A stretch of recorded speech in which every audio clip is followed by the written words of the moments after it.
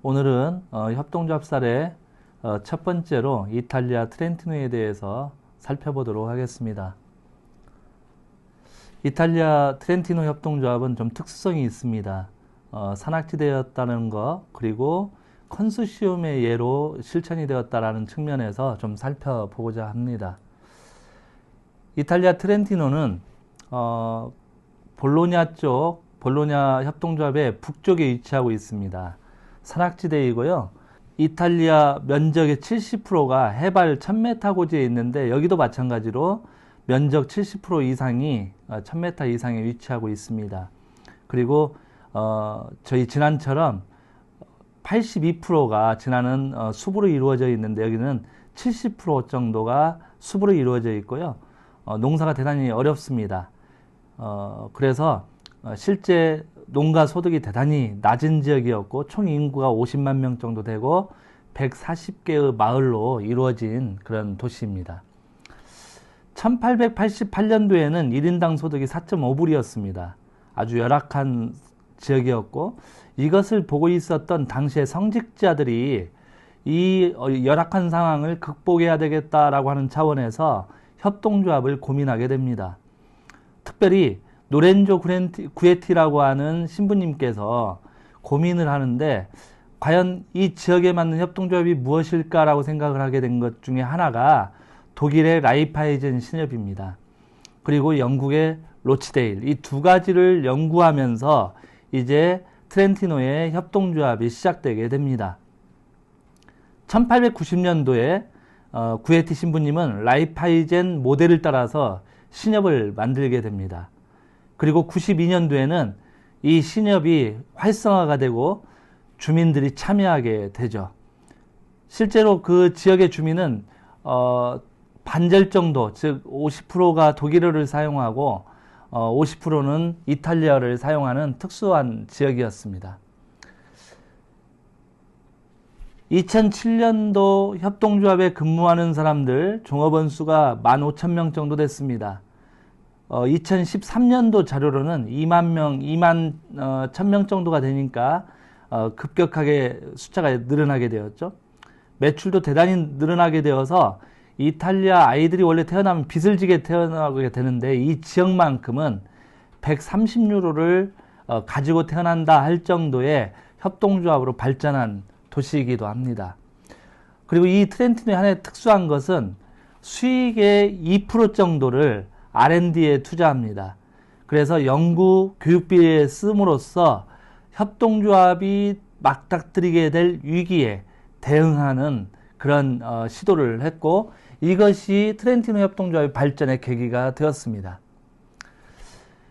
트렌티노의 당시의 실업률은 7.4%, 청년 실업률이 20%, 국민소득이 지금 현재 4만 유로 정도 되고 있고요. 이탈리아의 다른 지역에 비해서는 실업률이 절반 정도밖에 되지 않습니다. 인구의 절반이 넘는 28만 명, 즉 50만 명 중에 28만 명이 협동조합 조합원으로 일을 하고 있고요. 488개의 조합이 컨소시엄을 이루어서 협동조합을 이끌어가고 있습니다. 물론 처음에 만들어진 것이 신협이기 때문에 이 지역 역시 신협이 강세이고, 농협과 생협, 사회적 협동조합 등이 만들어지고 있습니다. 현재 약 600개 정도의 협동조합이 만들어져 있고, 협동조합 연맹에 가입되어 있습니다. 지역 공동체의 상호 신뢰를 바탕으로 한 비영리 협동조합이 갖는 의미가 대단히 컸습니다. 그래서 자기의 사육을 추구하기보다는 공공성에 입각한 협동조합의 결과로 트렌티노는 발전하게 되었습니다. 생산, 가공, 유통의 구조를 스스로 마련했고, 외부적 자본의 유출을 막아서 지역의 부를 축적하게 된 곳입니다. 물론 이것도 지금 우리 한국의 농촌과 비슷하게 대규모 인구 유출의 위기가 있었습니다. 그러나 지역 주민들이 협동조합을 만들어서 산업 간 안정적 고용을 보장함으로써 인구의 유출을 막아냈고, 적절한 수입 기반을 구축함으로써 지역을 유지하게 되었습니다. 현재 한국의 농촌들도 많은 인구가 유출되었는데, 그것은 가장 중요한 것이 지속 가능한 경제에 있느냐 없느냐, 그게 문제가 있습니다. 따라서 트렌티노의 교훈을 우리가 알아본다면 이 트렌티노의 역할을 우리 농촌에 도입해가지고 지역 경제를 활성화하고 고용을 안정적으로 함으로써 인구의 유출을 막을 수 있겠다라는 생각을 해보게 됩니다. 이것이 지역 경제의 구축이라는 말은 또 다른 말로 이렇게도 이야기할 수 있습니다. 지역을 기반으로 하는 기업들이 있기 때문에 엄청난 자본을 가지고 있는 지역을 기반으로 하지 않는 거대 자본들이 이곳에 들어오지 못하게 되었습니다. 우리가 잘 알고 있는 까르푸 같은 경우에는 들어왔다가 망해서 나간 곳이 이 트렌티노이기도 합니다. 현재 생협은 79개 정도 되어 있고요. 전체 협동조합은 약 295개, 농협이 92개, 신협이 57개 정도 이렇게 구성되어 있습니다. 트렌티노 협동조합 연맹이라고 하는 게 있는데 이 트렌티노 협동조합 연맹이 트렌티노의 모든 협동조합을 이끌어가고 있고 교육 프로그램을 통해서 협동조합을 디자인하는 그런 중요한 기관입니다. 이 트렌티노 협동조합 연맹에 ACS라고 하는 교육 프로그램이 있습니다. 이것이 1980년부터 시작된 교육 프로그램인데요. 이것은 초등학교에서부터 고등학교까지 지역 100여 개 학교의 학생들에게 모의 협동조합을 만들고 사업계획을 짜는 프로그램을 실행하고 교육하는 그런 역할을 했는데 나중에 저희들이 퀘벡의 사례를 보겠습니다만 퀘벡의 CDR과 아주 유사한 기능을 하고 있는 곳이 바로 이 트렌티노 협동조합 연맹입니다. 학생들은 이 트렌티노 협동조합 연맹에서 실시하고 있는 ACS 교육에서 대의원과 조합장 선출 그리고 회의 방식들을 배우게 됨으로써 어렸을 때부터 협동조합의 이점들, 강점들, 장점들을 배우게 되었습니다. 그럼으로써 협동조합이 커 나갈 수 있었다라고 하는 것이죠. 자, 두 번째로는 그 컨소시엄의 예가 대단히 크게 트렌티노에 있다라고 말씀을 드렸는데 컨소시엄의 예가 크게 두 가지가 있습니다. 와인 컨소시엄이 있고 또 하나는 사과 컨소시엄이 있습니다. 이탈리아 쪽은 사과와 와인이 많이 생산되기 때문에 농민들이 그걸 생산해서 어떻게 협동조합으로 만들어내고 어떻게 부가가치를 높일 것인가를 고민했는데 대부분 실패했습니다. 그 실패 원인은 각자 도생을 했기 때문이었습니다. 그래서 이 트렌티노는 그 생산자 협동조합을 묶어서 컨소시엄을 만들고 이 컨소시엄을 통해서 발전하는 계획을 세웠습니다. 와인 컨소시엄에는 가장 유명한 게 캐빗인데 캐빗은 12개 와인 협동조합, 즉 단위 생산자 협동조합의 12개를 모아가지고 만들어낸 컨소시엄입니다. 그래서 약 5,000명의 농민 조합원들이 결합되어 있습니다. 또 하나 사과 컨소시엄인 멜린다. 이 멜린다는 두 번째로 유명한 사과 브랜드 회사이기도 하고 판매량도 대단합니다. 여기도 마찬가지로 4,500명의 생산자들이 조합을 만들고 이 만들어진 조합의 결합을 16개가 해가지고 만든 것이 바로 멜린다 협동조합 컨소시엄입니다. 그래서 물량을 규모화한 거죠. 그래서 개별 협동조합이 판매할 때에는 디자인이나 홍보값이 많이 들어가지만 컨소시엄을 이루게 되면 개별 협동조합이 소규모로 운영되었다가 컨소시엄이 되면 대규모, 그래서 물량의 규모화를 통해서 시장에 대응하게 됐고 다른 대기업에 대응함으로써 살아남을 수 있게 된 것입니다.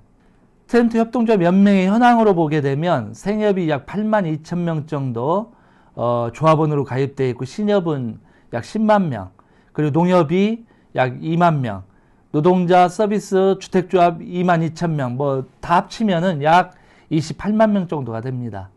여기는 나오지 않아 있습니다만, 그러나 생협, 신협, 농협, 노동자 또는 서비스, 주택조합, 사회적 협동조합의 대부분이 한두 개의 컨소시엄이 연결되어 있습니다.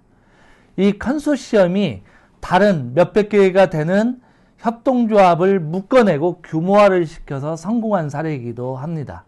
트렌티노에 또 하나 대단히 중요한 기관이 하나 있는데요. 유릭스라고 하는 기관입니다. 여기는 트렌티노 협동조합 연맹과 트렌티노 금융재단과 트렌티노 대학교, 그리고 트렌티노 지방정부, 다른 말로 이야기하면 학교와 지방정부와 협동조합 연맹이 결합되어서 만들어진 연구단체입니다.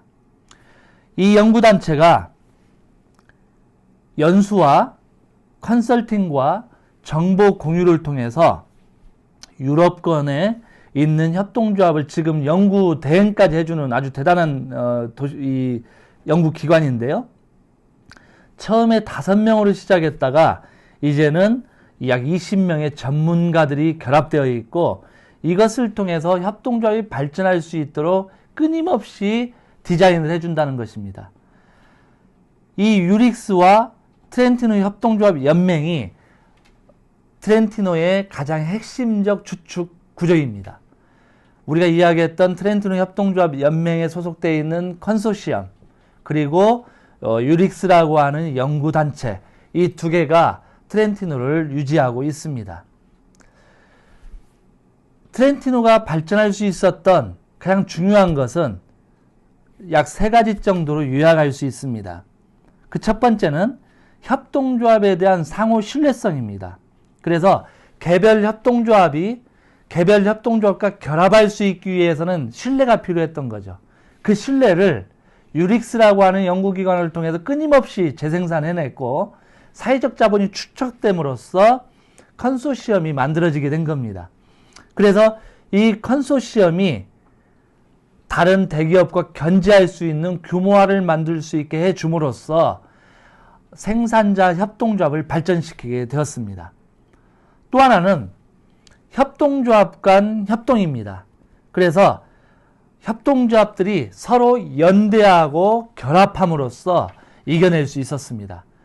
협동조합은 조합원으로 구성되어서 협동조합을 만들지만, 이 협동조합이 힘을 발휘하기 위해서는 그 조합뿐만 아니라 다른 조합과 연계하고 연대함으로써 힘을 발휘할 수 있는 것인데, 오늘 트렌티노는 협동조합 간 예를 들어서 캐빗 같으면은 15개 이상의 협동조합이 뭉쳐서 컨소시엄을 만들어냈다라는 겁니다. 거기에는 협동조합 간 협동이라고 하는 협동조합의 원칙에 입각한 사고가 있었다라는 것이고, 세 번째는 유릭스라고 하는 교육기관이었습니다.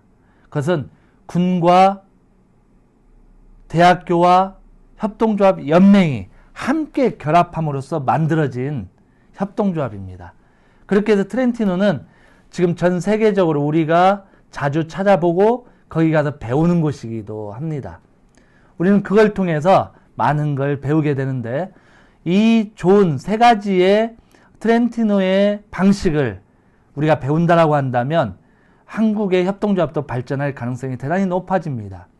컨소시엄, 협동조합 간 협동, 유릭스를 통한 교육과 연구, 이 3가지가 우리에게 주는 트렌티노 협동조합의 교훈이라 하겠습니다.